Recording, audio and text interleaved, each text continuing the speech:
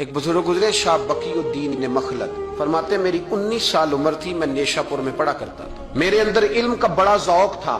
ایک استاذ کے پاس جب میں پڑھنے گیا تو میرے استاد مجھے فرمانے لگے کہ بیٹے تیرا ظرف بڑا ہے اور میرا علم چھوٹا ہے، تو کسی بڑے عالم کے پاس جا۔ میں نے استاد سے کہا کہاں جاؤں؟ تو کہنے لگے اگر ہو سکے نا تو بغداد شریف چلا جا، امام احمد بن حنبل کی بارگاہ میں حاضری دی۔ وہ حدیث کے حافظ ہیں، آج بھی آپ ان کی مسند امام احمد دیکھیں، جو حدیث کا طالب علم ہوتا ہے اسے مزہ آ جاتا ہے پڑھنے پر۔ کیا بات ہے امام احمد بن حنبل کی، انہوں نے اللہ نے اعزاز دیا کہ آج بھی مکے اور مدینے میں امام احمد بن حنبل کے مذہب پر فتویٰ دیا جاتا ہے، وہاں کے لوگ حنبلی کہلاتے ہیں، اتنی اللہ نے انہیں شان عطا فرمائی۔ کہتے ہیں میں نیشا پور سے نکلا جب تو بحری رستے کے لیے میں آنے لگا یہاں، جب جہاز میں بیٹھا نا تو رستے میں طوفان آ گیا، طوفان اس تیزی کے ساتھ آیا اور اتنے دن جاری رہا کہ ہمارے جہاز کی سمت ہی بدل گئی، ڈائریکشن ہی بدل گئی، گویا جانا ادھر تھا تو جہاز کا منہ ادھر ہو گیا۔ فرماتے ہیں جا کے کسی کنارے ہم اترے، یہ دیکھیں جو لوگ طالب علم جاتے تھے، فرماتے ہیں وہاں جا کے اترے،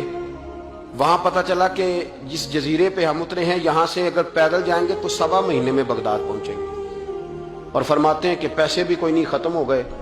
اب میں وہاں سے اترا پتے کھاتا، 1.25 مہینہ لگا اور میں بغداد شریف پہنچا، اور جب پوری جدوجہد کر کے وہاں پہنچ گیا نا تو پتہ چلا کہ امام احمد بن حنبل کا تو مدرسہ ہی بند ہو گیا، ان کے تو جمعہ پڑھانے پہ پابندی لگ گئی، وقت کا بادشاہ ناراض ہو گیا، اس کا مطلب ہے وہ بھی سیاسی باتیں کرتے ہوں گے، ناراض ہو گیا، اس نے پکڑ کے آپ کو جیل میں ڈال دیا۔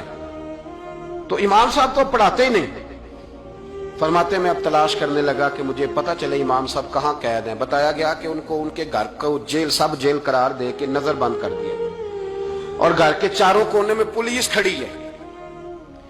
امام احمد بن حنبل رحمۃ اللہ تعالی علیہ کے وہ شاگرد شاہ بقی الدین صاحب فرماتے ہیں کہ میں جب وہاں پہنچ گیا، وہاں پہنچ کر کے میں نے لوگوں سے کہا کہ تم نا قریب نہ جانا، بس مجھے بتا دینا کہ امام صاحب کا گھر کہاں ہے۔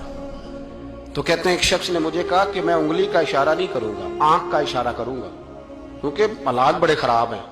کہتے ہیں اس نے آنکھ کے اشارے سے بتایا کہ وہ سامنا گیٹ امام صاحب کا ہے۔ کہتے ہیں میں واپس آ گیا، اب ساری رات سوچتا رہا کہ امام صاحب کے گھر تعلیم حاصل کرنے کیسے جانا ہے۔ فرماتے ہیں پھر مجھے ایک تجویز سمجھ میں آئی، صبح جب میں نے اٹھا تو میں نے سر سے پگڑی اتاری، اپنے بالوں میں ہاتھ ڈال کے بال بکھیر دیے، چاروں جانب بکھر گئے، زلفیں رکھی ہوئی تھی۔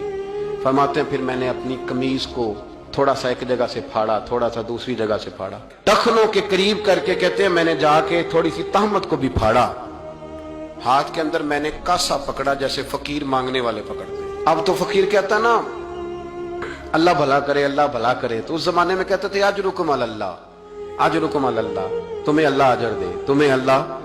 کہتے ہیں یہ وظیفہ میں نے اچھی طرح پکایا، نظریں میں نے جھکا لی، پھٹے پرانے کپڑے پہن کے نا تو بغداد کی گلیوں میں، بغداد کی گلیوں میں تیری تلاش میں پھرا میں، جنگل پہاڑ اور دشت میں۔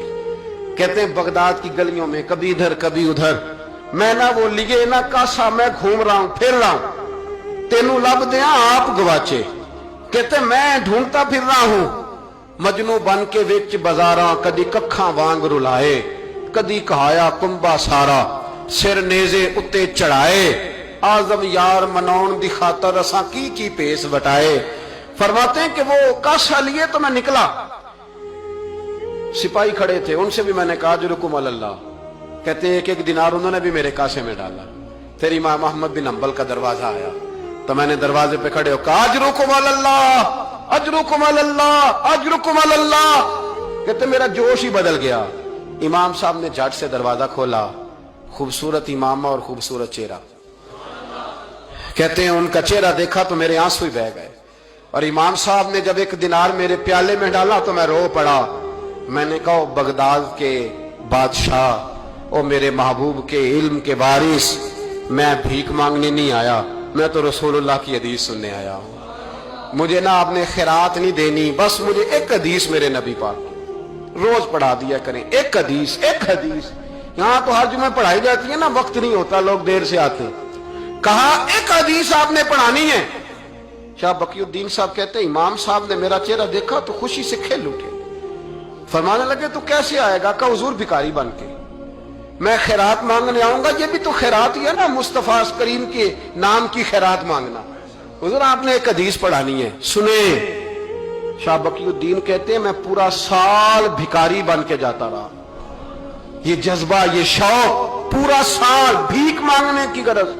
یہاں تو ہمیں اپنے علماء میں کمزوریاں نظر آنے لگ جائے، کہتے سب ٹھیک ہے جی، وہ ایک بات نہیں ٹھیک، لہذا چھٹی، میں اب خود بہت بڑا محدث ہوں، مجھے کیا ضرورت۔ یہ کمزوری ہے، اس لیے اخلاقی رویے لوگوں کے مضبوط نہیں رہتے، اس لیے دنیا داری کی ساری باتیں آتی ہیں پر دین نہیں آتا، کیونکہ ہمارا وہ شوق نہیں، وہ انداز نہیں۔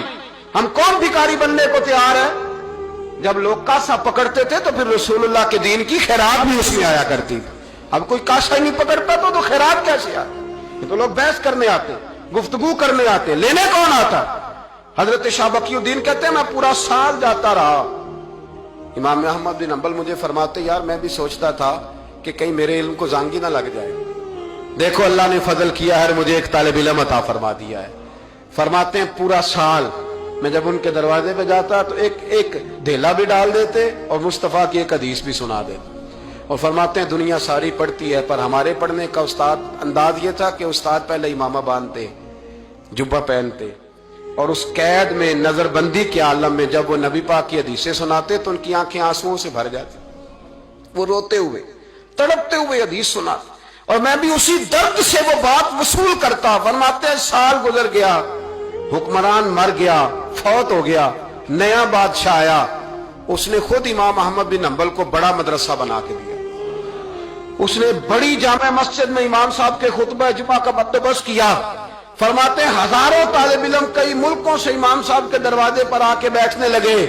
فرماتے ہیں جب میں بھی پہنچا نا تو امام فرمانے لگے تو ذرا آگے آ جا۔ کہتے میں آگے آیا تو فرمانے لگے بھی علم تمہیں بھی دیتا ہوں، تمہیں بھی پڑھاؤں گا، مرتے دم تک پڑھاؤں گا، پر جو میرے اندر فیض کی خیرات تھی نا وہ ساری اس نے حاصل کر لی۔